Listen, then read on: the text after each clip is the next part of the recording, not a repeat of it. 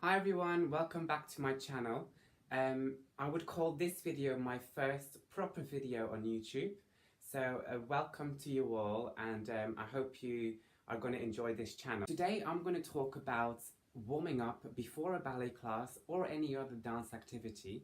I will talk about its benefits, what not to do, and things that I have learned recently that I wasn't really aware of previously. So I hope you find this very helpful. And I hope you change your mind on warming up before a dance activity. What will be really fun as well in these videos is for me to talk either about what I'm wearing or what my student is wearing that will be included in these videos. So today I'm wearing a pink bandana. I like wearing bandanas. Many of you will have seen me wear bandanas in some of my pictures. It just keeps my hair out of my face, and it makes sure I can see my students, which is always a bonus.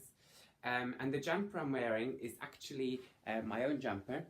So as you can see, it's got my surname on it, and then the initials of BBT, which stands for Blommaert Ballet and Toning, which is my business name, and then artistic director, because I'm the founder of Blommaert Ballet and Toning, and it's my favorite jumper currently. The biggest misconception of a warm-up is when you see dancers in their full-on splits before the dance activity has even started. And I have to put my hands up. I was one of those dancers. I would come in the morning with my cup of coffee and my ballet bag, start stretching, and within 10 minutes I would be in my full splits.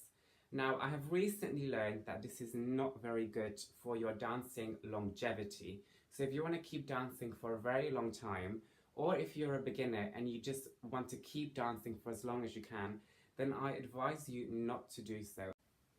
Now, the first thing I want you to think about are your muscles. So I'm not sure if you've heard about the word viscosity in the muscles, but basically that's talking about the density in your muscles. So when you are sleeping at night, your body's completely relaxed, preparing you for the next day ahead. Now your muscles also relax, and they recuperate from all the strains they've had during your day. Now when you wake up, you will have a larger proportion of viscosity in the muscles, which means they're not as pliable as they could be. So I want you to think about your muscles like an elastic band, and I've got one here with me. Now, if you put an elastic band in the fridge and you take it out and you try and stretch it out, you'll feel that it's quite stiff. And I want you to think about your muscles just in the same way like you are sleeping. So fridge is sleeping. Okay. Now, if you put the elastic band on the radiator and then you start pulling it apart, it can go way, way further than you think it can go. So when you're warming up, basically what you're doing is you're putting the elastic on the radiator, which is what you want to do. Now, if you warm up and you go straight into the splits, first of all, you can really injure yourself because your muscles still have a lot of viscosity in them, which means they are not ready to be so pliable straight away.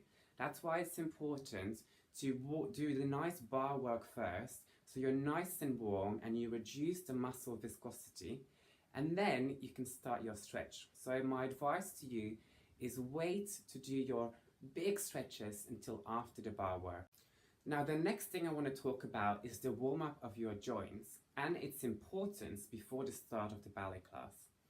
So when you are, for example, doing a nice plie, your knees moving nicely, or when you are pointing your foot, your ankles moving nicely. Now, what that does, just by moving those joints, you are producing synovial fluids. Now, synovial fluid, you may or may not have heard of synovial fluids before. It basically works as a lubricant in between both joints. So, for example, if I have your knee joint, yes, and they're stuck together like that, if you don't move your knee prior to the class, you will basically have bone-on-bone shocks whenever you move or apply the joint. So what you want to do before the class starts is already move all the joints in your body to create synovial fluids. And you have to think about it like a layer of fluid between the two joint bolts, so that it really works as a protector layer, so that your joints don't have to push onto each other all the time. So in general, my tip for you today is to do a very nice warm-up prior to your dance activity without overstretching. Now, I've explained to you why it's important not to overstretch. Yeah, you need to be mindful of the viscosity in your muscles. So please, next time you do a ballet class, do a nice cardio warm-up so you get the cardiovascular system going. Then do your whole bar work, and then you are fully warmed up to do your big stretches. And you'll probably feel that those stretches are going to feel easier because you've reduced the viscosity in your muscles, and you'll have more flexible and pliable muscles ready for your stretching. So let me know if you enjoyed this little video about warming up and what to do in your warm-up, what to include and what to wait for until after the bar. This is a test for you all. What should you wait to do until after the bar work is done? I think you said stretching, so that would be a thumbs up from me. Don't forget to subscribe, and please let me know what you want to see next. I'm hoping to demonstrate quite a lot in these videos, but I thought for my first video I would not put too much pressure on myself and just sit down and just talk to the camera, which is already nerve-wracking enough. So see you in the next video.